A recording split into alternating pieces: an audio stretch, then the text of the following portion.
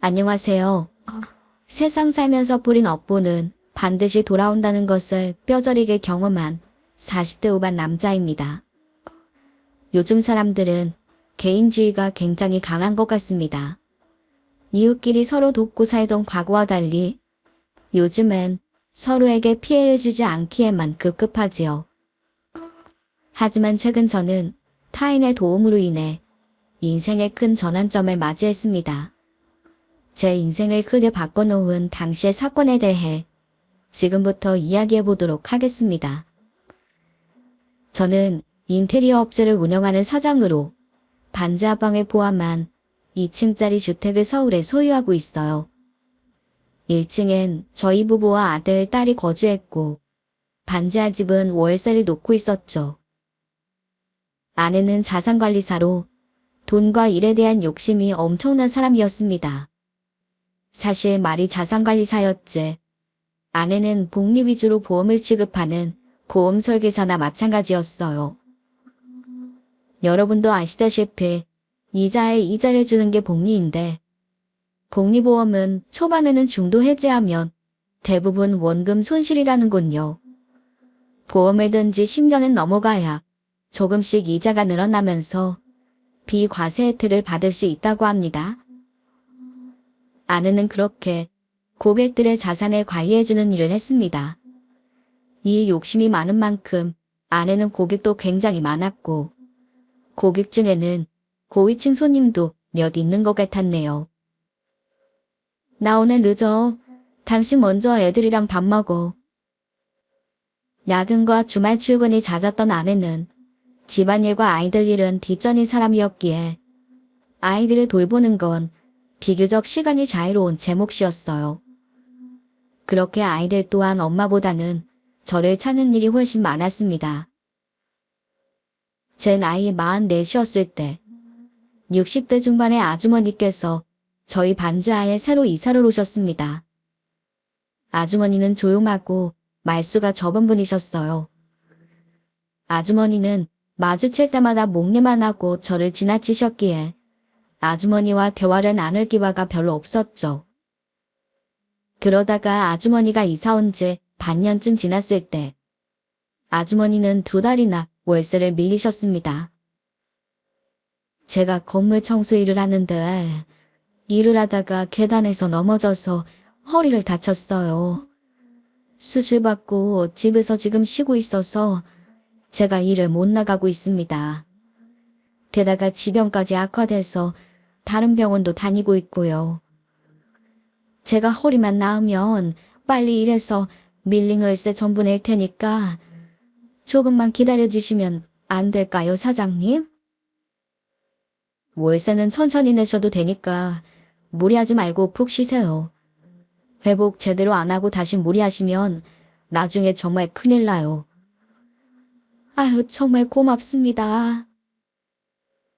아주머니가 안쓰럽기도 했고 무엇보다 아주머니를 보면 2년 전 돌아가신 저희 어머니가 생각나 저는 아주머니의 사정을 배려해드렸어요. 그런데 월세가 3달째 밀렸을 때 저희 집에선 큰 소란이 일어나고 말았습니다. 퇴근하고 집에 돌아와 보니 웬일로 일찍 퇴근한 아내가 아주머니의 집 앞에서 고래고래 소리를 지르고 있더군요. 아줌마, 이게 무슨 날강도 같은 신보예요? 당장 밀린 월세를 전부 내든가 아니면 방을 빼든가 하세요. 이게 벌써 몇 달째예요? 네? 죄송합니다. 제가 허리를 다쳐서 아직 일을 못 나갔어요. 아휴, 몸뚱이가 늙어서 뼈가 잘 아물지를 않네요. 그거야 아줌마 사정이죠. 우리는 뭐 땅 파서 장사하는 줄 알아요? 월세 안 낼 거면 당장 방 빼세요. 우리도 손해가 이만저만이 아니라고요. 아내에게 아주머니의 사정에 대해서 잘 설명했건만 그 문제라면 눈이 뒤집어졌던 아내는 끝내 아주머니를 찾아간 모양이더라고요. 아주머니는 허리를 부여잡은 채 고개를 푹 숙이고 서 있었습니다. 저는 얼른 그들에게 달려가 아내에게 화를 내며 말했어요. 당신 아무리 화가 나도 그렇지. 어른한테 이게 무슨 무리한 짓이야. 지금 당장 그 월세 안 받는다고 우리가 뭐 굶어 죽기라도 해? 당신 이럴까봐 내가 먼저 충분히 설명해 줬잖아. 안 받는다는 것도 아니고 아주머니 사정 나아지면 그때 받자고. 당신이 이렇게 모르게 나오니까 내가 나선 거야. 이 집이 아무리 당신 명의여도 아내인 나도 충분히 간섭할 권리 있어. 당신이 무슨 자선 사업가야? 나는 당신처럼 착한 사람이 아니라서 손해보는 건 딱 질색이야. 불쌍한 건 불쌍한 거고 받을 건 제때 받아야지. 아줌마, 다음 주까지 밀린 월세 다 안 내면 나 방 내놓을 거예요. 그리고 그동안 밀린 월세는 보증금에서 다 제하고 줄 거예요. 알아들었어요? 아내는 발을 쿵쾅대며 집으로 들어가 버렸어요. 저는 한숨을 쉬며 아주머니에게 사과를 했습니다. 아주머니는 제 사과를 듣고는 이렇게 이야기했어요. 아휴, 아닙니다. 오히려 저 때문에 난처하게 만들어드려서 죄송합니다. 아무래도 저는 이 집에서 나가야 할 것 같네요. 아니에요. 그러지 마세요. 그 몸으로 어떻게 이사를 한다고 하세요? 눈물을 글썽이는 아주머니의 모습을 보니 마음이 편치 않더군요. 다음날 저는 아주머니의 이름으로 제 통장에 밀린 월세를 입금했습니다. 그리고 아내에게 아주머니가 월세를 냈다고 말하며 이체 내역을 확인시켜 주었어요. 왜 이렇게까지 하는 거냐고 물으신다면 저는 아내의 성격을 알고 있기에 이 일로 아내와 더 이상 다투고 싶지 않았거든요. 게다가 저 또한 굉장히 가난했던 어린 시절이 있었기에 힘들게 살고 있는 아주머니의 사정이 남일 같지가 않았기 때문입니다. 다음날 저는 아주머니를 찾아가 제가 대신 월세를 해결했으니 그 돈은 갚지 않아도 된다고 말씀드렸습니다. 아주머니는 당혹스럽고 미안한 표정으로 제게 물으시더군요. 아니, 대체 왜 제게 그렇게까지 해주시는 거예요? 저야 너무 감사하지만 제가 너무 염치 없고 죄송해서.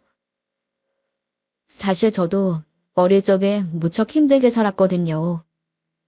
저희 식구는 부모님과 저, 그리고 남동생과 여동생 이렇게 5식구였는데 워낙에 가난해서 제가 고등학교 들어갈 때까지 딱 이만한 단칸방에서 5인 식구가 살았어요.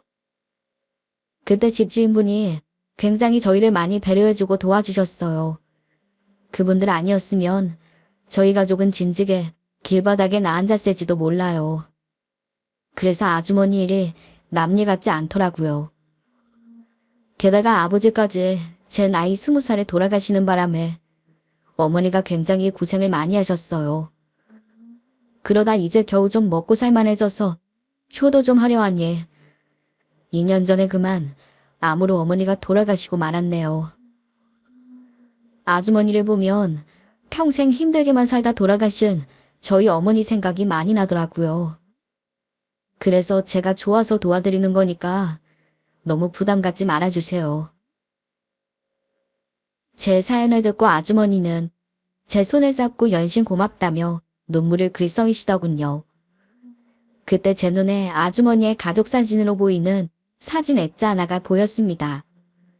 그곳엔 젊어 보이는 아주머니와 남편으로 보이는 아저씨, 그리고 아들 2, 딸 1명이 환하게 웃고 있더군요. 사진을 보니 아주머니에겐 가족이 있는 것이 확실했건만 왜 지금은 이 단칸방에 혼자 살고 있는 건지 궁금해졌죠. 저 근데 아주머니, 실례가 안 된다면 왜 가족분들이랑 같이 안 사시는지 여쭤봐도 될까요? 한 번도 다른 가족분들이랑 왕래하는 걸 못 본 것 같아서요. 제 물음에 아주머니는 잠시 가족 사진을 바라보시더군요. 그리고 이내 씁쓸한 표정으로 대답하셨죠. 뭐, 그리 대단한 사연은 없어요. 사람 사는 일이 다 거기서 거기죠. 남편은 7년 전에 사고로 세상을 떠났고 2 아들놈은 남편 유산이랑 제 재산을 있는 대로 다 뜯어가더이다. 그러다 3년 전에 큰아들은 뇌출혈로 먼저 죽었어요. 며느리란 것은 그 뒤로 나한테 전화 한 통 없더군요. 둘째 아들은 자식들 조기 유학시키겠다면서 아예 해외로 이민을 가버린 뒤엔 연락이 없고, 그나마 찾겠던 막내딸은 어떤 논팽이 같은 놈을 만나기에 반대했더니 아예 집을 나가버렸어요. 그래서 지금은 연락되는 자식들도 없이 이렇게 혼자 쓸쓸히 늙어가고 있죠.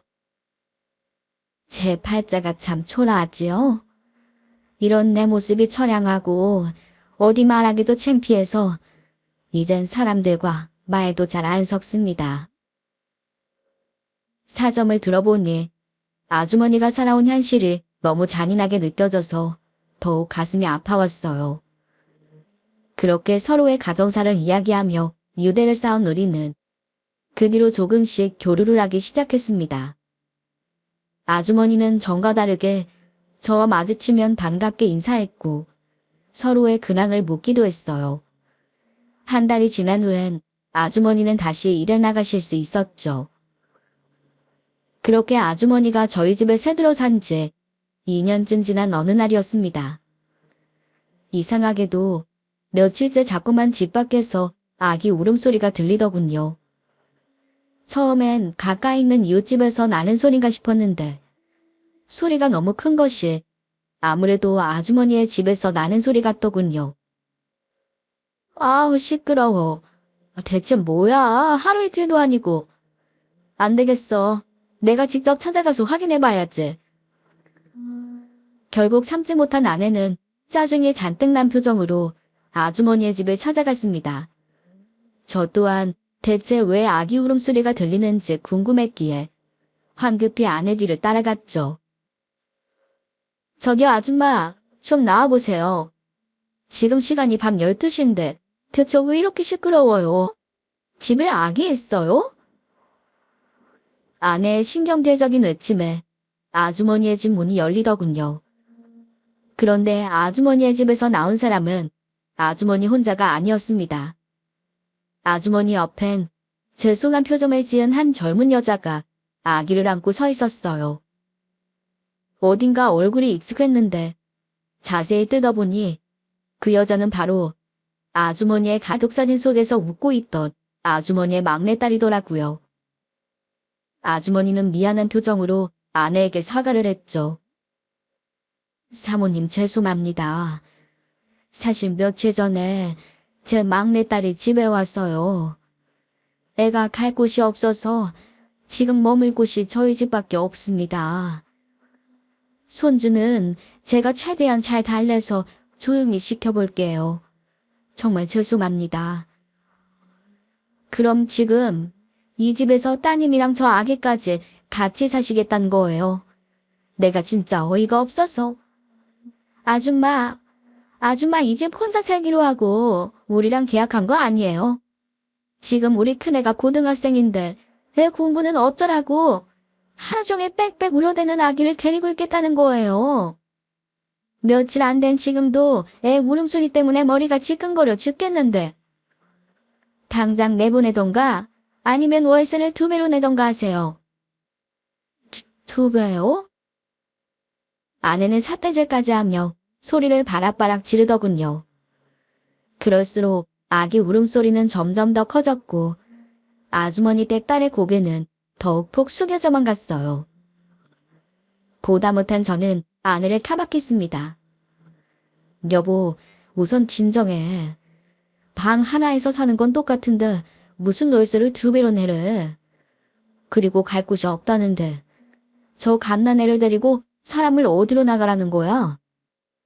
우리도 애들 키울 때 주위에서 배려 많이 받았잖아. 애가 우는 건 당연한 거지. 우리 옛날 시절 생각해서 우리가 배려하고 넘어가자고. 자자, 얼른 집으로 들어가자. 여보? 저는 아내를 말리며 집으로 데리고 들어왔어요. 그리고 다음날 마주친 아주머니는 제게 전날은 고마웠다고 말하며 울먹이는 목소리로 이렇게 말씀하시더군요. 제가 사장님 사모님께 참 염치가 없네요. 사실 우리 딸이 그렇게 집을 나가서 제가 그렇게 반대했던 놈이랑 통보를 하다가 애를 덜컥 낳아버렸지 뭐예요. 근데 그 썩을 놈이 한다던 혼인신고를 차일피일 미루다가 결국 일방적으로 헤어지자고 통보하고는 우리 딸을 저 어린애랑 같이 쫓아내버렸답니다. 그래서 돈도 갈 곳도 없던 딸이 그제야 제게 연락해서 저희 집으로 오게 된 거예요. 자기 팔자 자기가 꾼 건 사실이지만 부모가 돼서 어떻게 오갈 데 없는 미혼모로 나타난 딸을 내칠 수 있겠습니까? 더 넓은 집으로 가고 싶어도 당장 이 집 월세 내기도 빠듯한데. 사정 봐주셔서 정말로 감사합니다, 사장님. 어떻게 이 아주머니에겐 이런 딱한 사정만 생기는 건지 참 세상이 불공평하다는 생각이 들더군요. 2년간 많이 정든 아주머니에게 측은지심을 가지고 있던 저는 어떻게든 아주머니를 돕고 싶어서 그 집에 기저귀나 분유 등 아리용품들을 아내 몰래 사다 주기 시작했습니다. 감사합니다. 제가 이 은혜는 나중에 어떻게 해서든 꼭 갚을게요. 아주머니 말처럼 저와 17살 차이가 나던 아주머니 딸은 참 순하고 착했습니다. 너무 순에 빠져서 그런 못된 놈에게 홀랑 넘어간 건가 싶을 정도로 말이죠.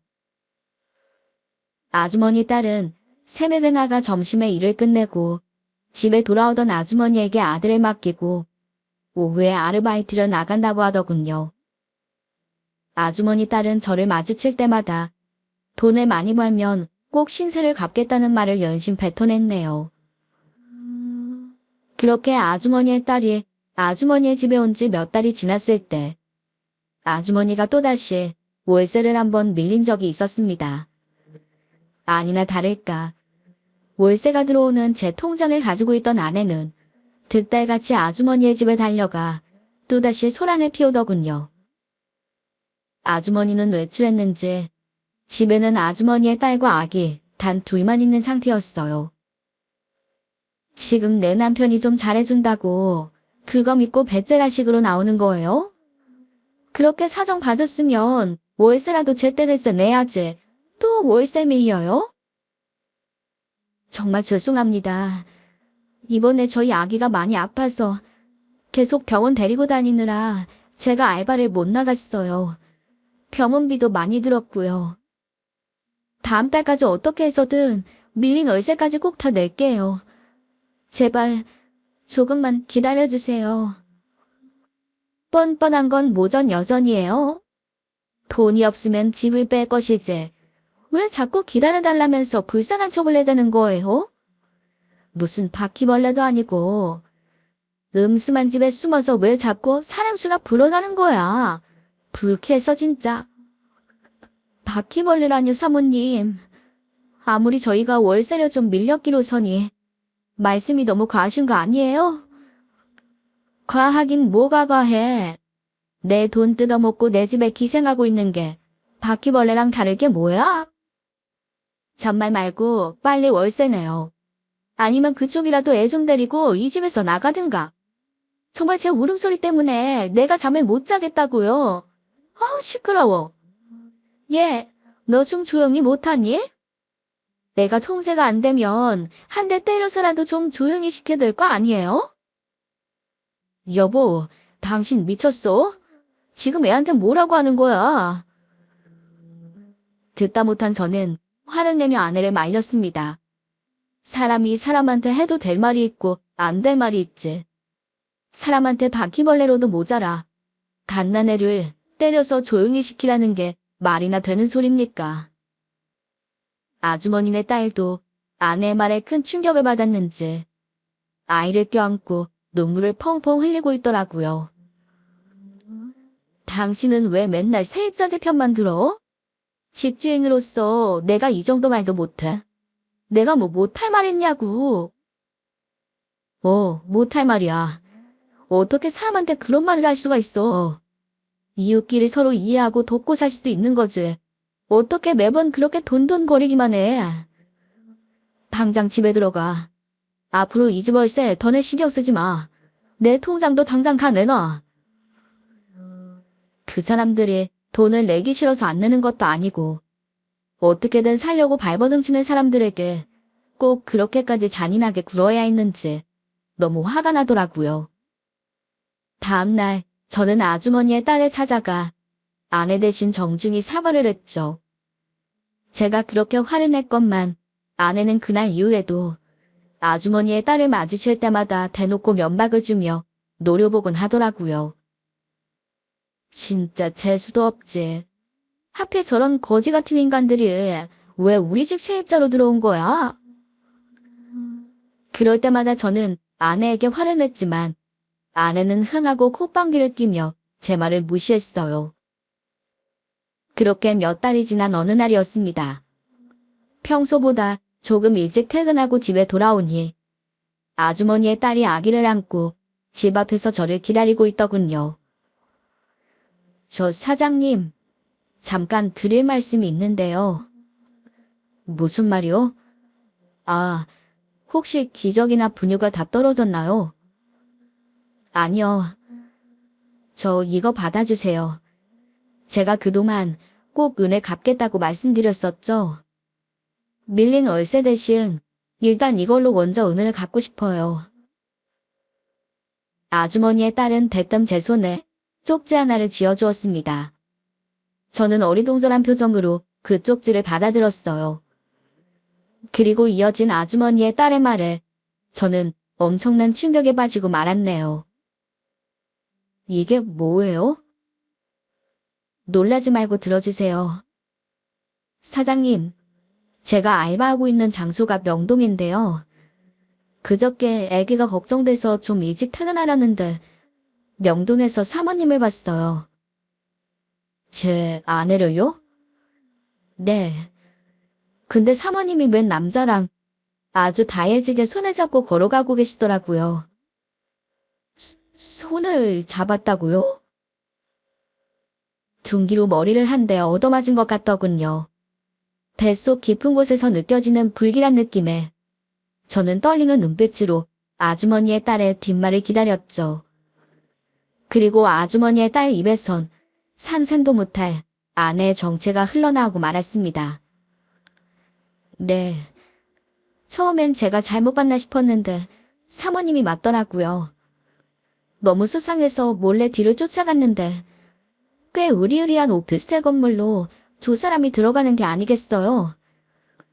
두 사람이 비밀번호 치고 정문으로 들어갈 때 문이 닫히기 전에 제가 몰래 따라 들어가서 기둥 뒤에 숨어 있었더니 엘리베이터를 기다리는 동안 두 사람이 나눈 대화를 엿들을 수 있었어요. 이거 그때 제가 녹음한 녹음 파일인데 한번 들어보세요. 아주머니의 딸은 조심스럽게 휴대폰의 음성 파일을 재생시키더군요. 그곳에서 흘러나온 여자의 목소리는 확실히 아내의 목소리였습니다. 도철 씨, 우리 만날 때 쓰고 있는 공시라 정말로 세입자 안 받아도 괜찮아요? 도철 씨 아내가 눈치채지 않을까요? 괜찮아. 이 건물이 통째로 다 내 건데 이 많은 오피스텔 중에 하나쯤은 월세 안 내도 티 안 나. 내 돈은 잘 불리고 있지? 이번에도 낼 세금이 아주 한 무더기야. 나 당신한테 맡긴 돈 불어날 것만 믿고 피 같은 세금 다 내고 있다고.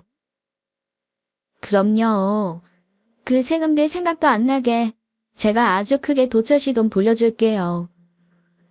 나 이번 주 금요일에 좀 한가한데 그날 야근 핑계 대고 이 집에서 새벽까지 놀다 갈게요. 좋죠? 엘리베이터 도착 신호음의 마지막으로 그 음성 파일은 끝이 났습니다. 너무도 어마어마한 충격에 저는 더듬거리며 물었네요. 그러니까 지금 제 아내가 저 몰래 자기 고객이랑 바람을 피우고 있다는 건가요? 그것도 유부남이라? 사장님이 듣기에도 그렇게 들리시죠? 아무래도 그런 것 같아요. 두 사람이 엘리베이터로 타고 올라간 층수까지는 확인했는데 집은 확인을 못해서 어떻게 할까 하다가 기왕 쫓아간 거 집까지 알아내자 싶어서 그 층에 잠복하고 기다렸어요. 엄마한테 전화해서 애기 좀 봐달라고 부탁하고요. 그렇게 4시간이나 기다린 끝에 사모님이 어느 집에서 나오는지 제 두 눈으로 똑똑히 확인했어요. 사장님께 드린 쪽지에 그 집 주소가 적혀 있어요. 충격을 받은 제가 물끄러미 그 쪽지를 들여다보고 있자 아주머니의 딸은 기어 들어가는 목소리로 제게 이렇게 말했습니다. 저 참 나쁜 애예요, 아저씨. 저 사실 아저씨를 위한 선의로만 사모님 뒤를 따라갔던 거 아니에요. 저 그동안 사모님이 저랑 엄마한테 못되게 대한 거, 그리고 제 아들까지 싸잡아서 모욕했던 것에 대해 앙심을 품고 있었어요. 저한테는 그래도 되지만 제 아들한테까지 그러니까 너무 화가 났어요. 그래서 어떻게든 복수하고 싶어서 음침하게 녹음도 하고 집까지 알아냈던 거예요. 저 추잡하죠?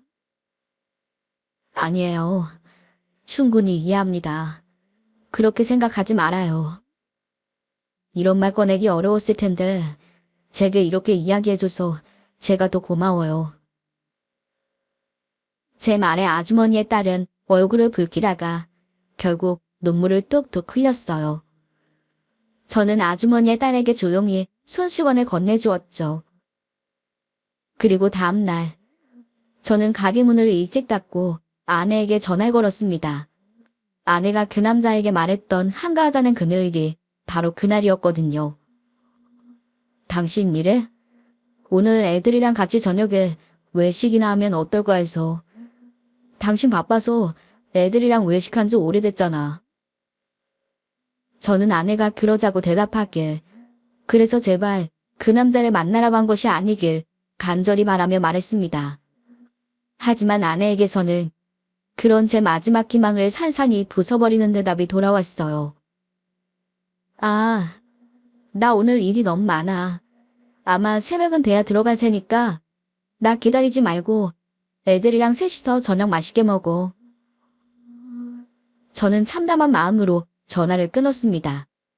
그리고 그 즉시 쪽지에 적힌 주소지로 차를 몰고 찾아갔죠. 부서진 제 희망을 거듭 비웃듯 그 건물의 지하주차장엔 아내의 차가 버젓이 주차되어 있더군요. 저는 마음을 굳게 먹고 쪽지에 적힌 호수로 찾아가 초인종을 눌렀어요. 누구세요? 아내가 문을 연 순간 저는 현관문을 획 잡아당겨 문을 활짝 열고 성큼성큼 집 안으로 쳐들어갔습니다. 그리고는 재빠르게 방 한 칸 거실 하나짜리 그 오피스텔 내부를 둘러보았죠. 가간도 그런 가간이 없더군요. 거실엔 아내와 그놈의 사진이 대문짝만하게 걸려 있었고 집안은 온통 신혼집처럼 아기자기하게 꾸며져 있었어요. 저는 망설임 없이 집 내부를 휴대폰으로 마음하고 찍어냈습니다. 그리고 두 사람 몰래 녹음기를 켜고 휴대폰을 안주머니에 찔러 넣었죠. 모두 이혼할 때 증거로 사용하기 위해서 말이에요. 여보, 당신이 여긴 어떻게... 여보? 이 사람이 당신 남편이야? 소스라치게 놀란 아내는 황급히 저를 따라 들어왔어요. 여보라는 말에 아내의 상간남이 침실에서 불이 났게 달려나오더군요. 우습게도 두 사람은 커플 잠옷까지 사이좋게 입고 있더라고요. 당신이 내 아내랑 바람난 내 아내 고객이야. 커플 잠옷 꼬라지 봐라.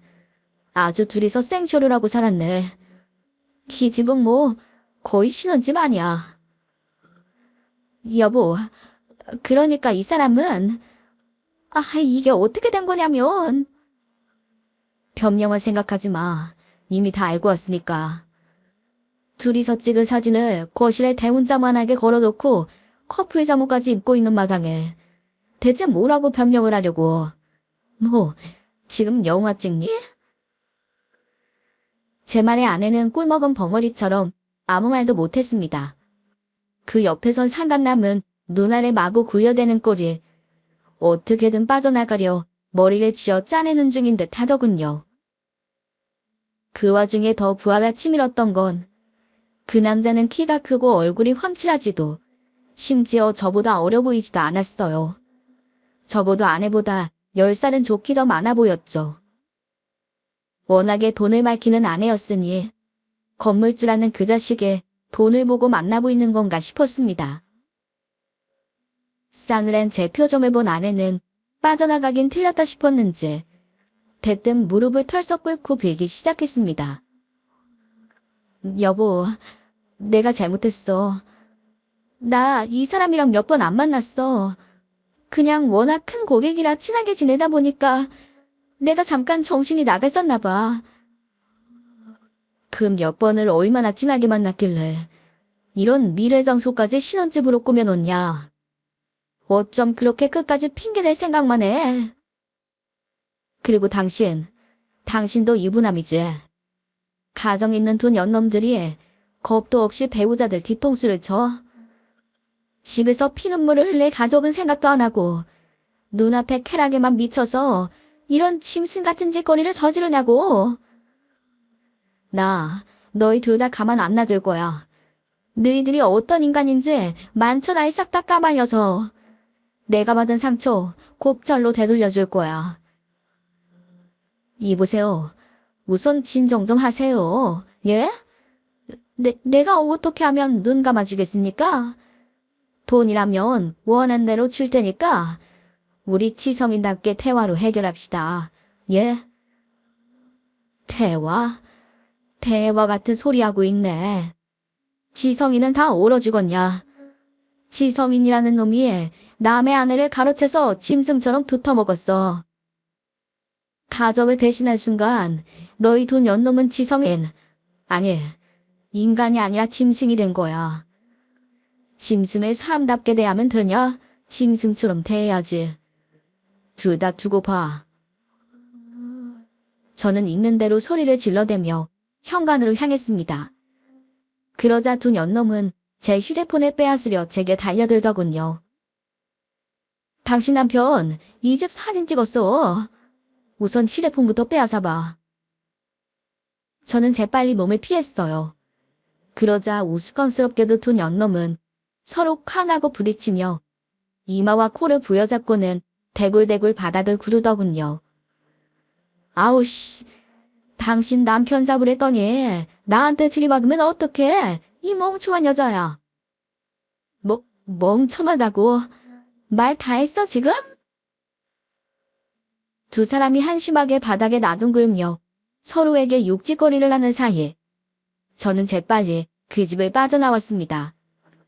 그리고 엘리베이터도 기다리지 않고 비상계단으로 쏜새같이 내려와 차를 타고 집으로 돌아왔죠. 그리고 저는 집으로 돌아온 그 즉시 아내의 짐을 대충 싸서 대문 밖으로 던져버렸습니다. 아빠 왜 그래요? 오빠 좀 나와봐. 아빠? 아빠 무슨 일이 있어요? 아내가 딸은 그런 제 행동을 보고 당황해서 어쩔 줄 모르더군요. 아무 말 없이 짐을 전부 내다 놓은 저는 집으로 돌아와 냉수를 벌컥벌컥 들이켜 뜨거워진 속을 달랬어요. 그렇게 조금 진정이 된 후에야 저는 아이들을 앞에 앉혀놓고 최대한 차분하게 상황을 설명해 주었죠. 어차피 시간 끌고 숨겨봤자 16, 18살로 알 건 다 아는 두 아이들 납득시키지 못할 거라고 생각했거든요. 그럴 바엔 차라리 가감없이 상황을 솔직하게 털어놓고 아이들을 이해시키는 게 애들을 위한 일이라고 판단했습니다. 아이들은 굉장히 놀란 것 같았지만 이내 인상을 쓰며 이러더군요. 생각해보면 별로 놀랍지도 않네요. 엄마가 언제 집에 붙어 있었던 적이 있었나요? 다른 남자랑 바람 안 났어도 이미 일이랑 눈 맞은 사람이 바로 엄마였는데요, 뭘. 오빠 말이 맞아요. 엄마가 언제 가족을 먼저 생각한 적 있었어요? 가족은 항상 뒷전이었는데. 엄마는 항상 엄마 인생이 제일 먼저인 사람이잖아요. 우린 괜찮아요. 아빠, 오히려 아빠가 너무 놀랐을 텐데, 아빠는 괜찮은 거예요? 분명 자신들도 상처받았을 텐데, 의젓하게 아빠인 저를 먼저 걱정해주는 아이들의 말에 그제야 눈물이 핑 돌더군요.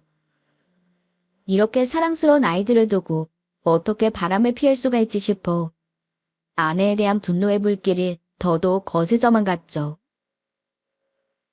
여보, 문 좀 열어봐. 비밀번호는 또 언제 바꿨어? 밖에 짐은 다 뭐고? 여보, 우선 우리 집에서 얘기 좀 해. 우리가 같이 산 세월이 얼만데 어떻게 내 얘기는 들어볼 생각도 안 할 수가 있어? 한 번 정도는 내 얘기도 들어봐도 되는 거잖아. 그날 저녁 뒤늦게 집으로 돌아온 아내는 제가 비밀번호를 바꿔놓은 잠금 장치를 열지 못해 문을 두들겨 대며 소리쳤습니다. 아이들은 굳은 표정으로 제 손을 잡았고 저는 현관을 향해 말했어요. 말 한 번 잘했네. 우리가 같이 산 세월이 얼만데 그 긴 시간 동안 쌓아온 우리를 배신하고 바람을 피워? 당신은 더 이상 내 아내도 애들 엄마도 아니야. 그럴 자격도 없어. 좋은 말 할 때 저 짐들 다 가지고 다른 데로 꺼져버려. 아니면 당신 경찰 불러서 쫓아내고 저 짐들은 돈 주고서라도 소각장에 갔다가 다 태워버릴 테니까. 여보, 나한테 제발 이러지 마. 내가 갈 데가 어딨어. 우리 아빠도 오빠랑 같이 사는데. 우리 오빠 성격 무서운 거 알잖아. 나 오빠네 가면 정말 맞아 죽어. 그럼 아까 그놈이랑 있던 그 집으로 다시 가든지. 내 집엔 당신이 발 디딜 공간 따윈 단 1cm도 없어. 당장 안 살아줘. 아내는 한참을 그 자리에서 울더니 30분 정도 지난 후엔 어디로 갔는지 조용해지더군요. 조금 뒤에 나가보니 대문 앞에 던져놓은 짐들도 사라져 있더라고요. 밖이 조용해지길 기다렸는지 그제야 지하에 사시던 아주머니와 딸도 문을 열고 밖으로 모습을 드러냈습니다. 딸에게 이야기를 전해 들었는지 아주머니는 제 손을 잡고 눈물을 글썽이며 이렇게 말씀하셨어요. 우리 딸이 해준 얘기 때문에 괜히 분란이 일어난 건 아닌지 모르겠어요. 이렇게 좋은 분에게 왜 이런 일이 일어났을까요? 저는 괜찮아요. 그리고 괜한 분란이 아니라 아주머님 따님 덕분에 제가 큰 위기에서 벗어난 거예요. 아주머니 딸 아니었으면 전 언제까지고 이렇게 바보처럼 속고 살았겠죠. 예지씨, 정말 고마워요. 아주머니 뒤에 서 있던 아주머니의 딸은 울적한 표정으로 제게 고개를 꾸벅 숙여 보였습니다. 저는 주말 내내 정보를 알아보고 월요일이 되자마자 이혼 전문 변호사를 선임했습니다. 그리곤 변호사의 임무를 통해 두 연놈에 대해 조금 더 알아봤더니 아주 가관이더군요. 상간남은 아내보다 무려 13살이나 많은 놈이었고 돈이 많은 처가 덕에 떵떵거리며 살고 있었더군요. 그 와중에 절세를 하고 싶어 알아보다가 아내를 만나게 되었던 것 같아요. 더 웃긴 건 두 사람이 눈이 맞았던 게 아니라 아내가 큰 재산을 가진 상간남을 고객으로 꼬시고자 처음부터 자산관리자 겸 애인 역할을 조건으로 내걸었다고 하네요. 아내란 사람이 이 정도까지 돈에 완장한 돈벌레인 줄은 정말 꿈에도 몰랐습니다.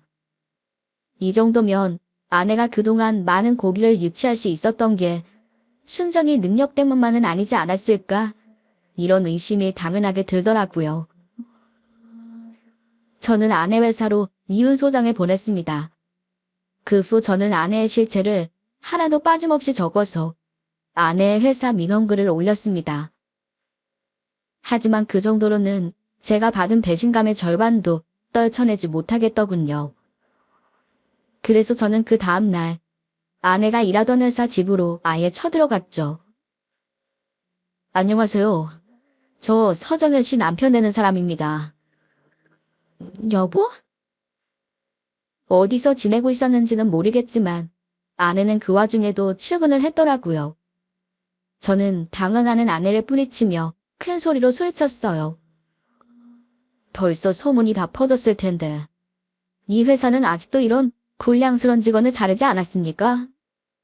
몸으로 남자들 꼬셔서 고객들 모으고 유치하는 이런 사람을 그대로 회사에 둔다면 정직하게 일하는 다른 분들을 무시하는 처사 아닌가요? 이 회사는 방법이 어떻든 간에 고객만 잘 물어오면 다 묵인해줍니까? 아이고 사장님, 왜 이러십니까? 안 그래도 회사 내부에서 서정현 씨의 처벌에 대해 논의 중입니다. 조금만 기다려주시면 저희가 징계 내용에 대해 직접 사장님께 통보해드리겠습니다. 그러니까 이만 돌아가 주세요. 부탁드립니다. 그러자 아내의 상관처럼 보이는 중년의 남자가 제게 달려와 땀을 삐질삐질 흘리며 저를 설득했어요. 이만하면 됐다 싶어 저는 그 남자에게 제 연락처를 남기고는 아내를 위아래로 훑어본 뒤 유유히 그 회사를 빠져나왔죠. 아내는 분하고 창피했는지 시뻘개진 눈으로 눈물을 뚝뚝 흘리고 있었어요. 그리고 저는 그 남자의 건물 바로 앞에 아주 커다란 현수막까지 내걸었습니다. 자식이 둘이나 있는 남의 아내와 붙어먹은 건물주를 고발합니다. 이 건물은 불륜 남녀의 미래 장소로 사용된 아주 더러운 장소입니다. 현수막을 본 상간남은 바로 가위를 들고 나와 현수막을 갈기갈기 잘라버리더군요. 하지만 제가 누굽니까? 바로 인테리어 업체 사장이 아닌가요? 그깟 현수막 몇 장 더 만드는 건 일도 아니었죠. 저는 매일같이 현수막을 새로 가져가 걸었습니다. 찢어져 있으면 다시 걸고 글씨가 담뱃불로 찢어져 있으면 또 새로 바꿔 걸었죠. 그제서야 남자도 저를 붙들고 이야기하더군요.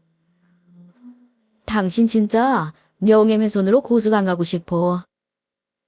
해. 애초에 그깟 고소가 무서웠으면 이딴 일 시작하지도 않았어. 이 더러운 놈아. 자기 돈도 아니고 자기 처가 돈으로 떵떵거리며 사는 놈이 그 돈으로 바람을 피우고 싶었냐? 남자 망신은 너 같은 놈이 다 시키는 거야. 저는 정말로 고소가 털 것만큼도 무섭지 않았습니다. 제 값이야 받으면 그만이니 제 인생을 망가뜨리는데 한몫 톡톡히 한 그놈을 어떻게든 엿먹이고 싶었거든요. 그리고 그놈은 정말로 저를 고소했지만 그와 동시에 그놈은 가족들에게 바람을 피운 사실이 전부 까발려지고 말았더군요. 그놈의 아내라는 사람이 자신의 이혼 소송을 도와달라며 제게 연락을 해왔기에 알게 된 사실이었죠. 저는 명예훼손과 현수막 불법 설치로 벌금을 물게 되었습니다. 하지만 이미 목적을 달성했던 저는 아주 가뿐한 마음으로 기꺼이 벌금을 받아들였네요. 이후 아내의 상사는 제게 한 약속대로 아내의 처분에 대해 제게 알려주었습니다. 아내는 곧바로 회사에서 잘렸고 회사는 아내에게 피해보상 소송을 걸었다더군요. 서정혜 씨의 다른 고객들이 서정혜 씨의 실체를 다 알게 되면서 전부 계약 해지를 요구했어요. 회사 입장에선 이미지 실추에다 큰 손해까지 입었으니 당연히 서정혜 씨한테 배상액을 요구할 수밖에요. 게다가 서정혜 씨, 그동안 한 보험 계약에 대한 판매 수당들도 모조리 다 토해내야 돼요. 보험 환수죠. 환수 금액에 손해배상 금액까지 다 하면 아마 물어낼 금액이 어마어마할 겁니다. 그렇게 돈 좋아하는 돈벌레가 막대한 금액을 물어내야 한다니 참으로 통쾌한 소식이 아닐 수 없었습니다. 그 와중에 이혼소송은 계속 진행 중이었는데 저는 상간남과 아내에게 모두 따로 위자료 소송을 걸었어요. 그렇게 한창 소송들이 진행되던 와중에 아내에게서 전화가 한 통 걸려오더군요. 이혼에 관한 이야기인가 싶어 저는 전화를 받았는데 저는 그 통화에서 예상치 못한 통쾌함을 느끼게 되었습니다. 여보, 제발 위자료 소송이라도 좀 취소해줘.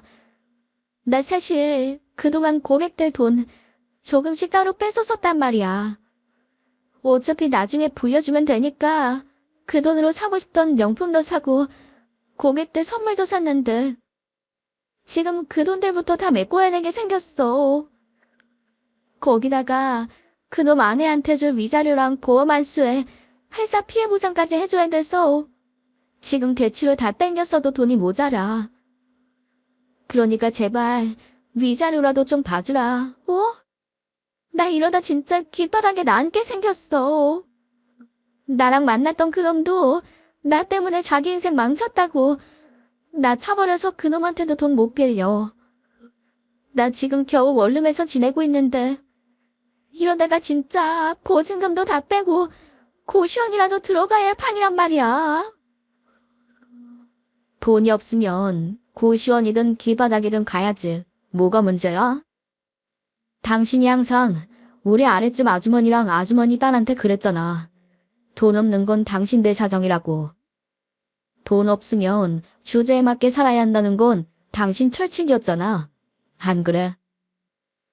당신이 저지른 일은 당신이 알아서 해결하고 나는 내가 받을 거 다 챙길 거야. 당신이 그랬잖아. 손해보고 사는 거 아니라고. 알아서 잘 해봐 어디.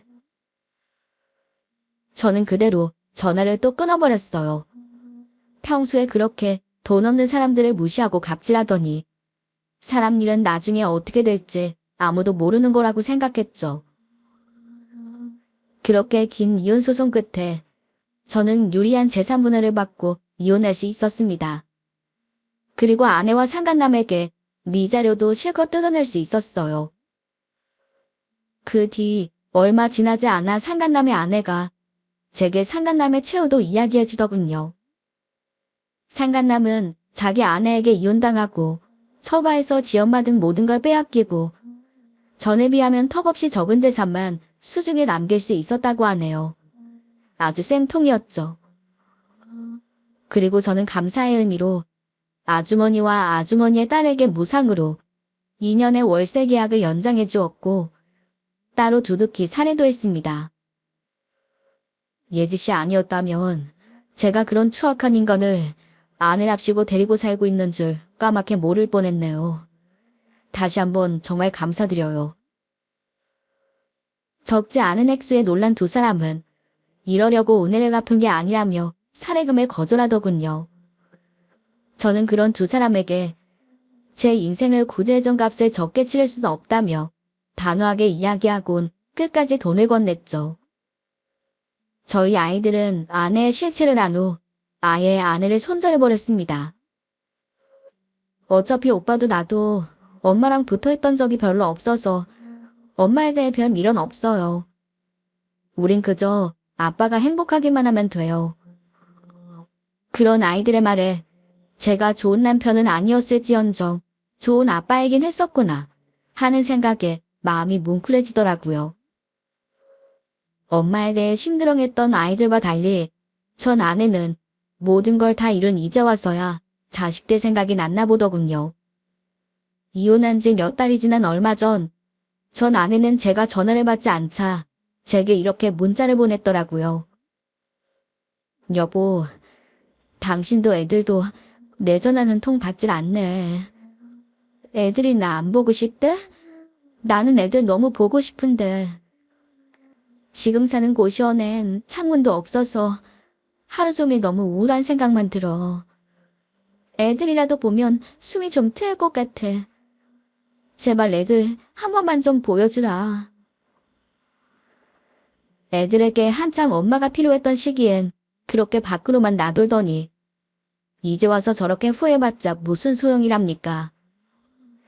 그냥 문자를 무시할까 하다가 괜히 헛된 희망 때문에 전 아내가 계속 제게 연락을 할까봐 저는 간결하게 답장을 보냈어요.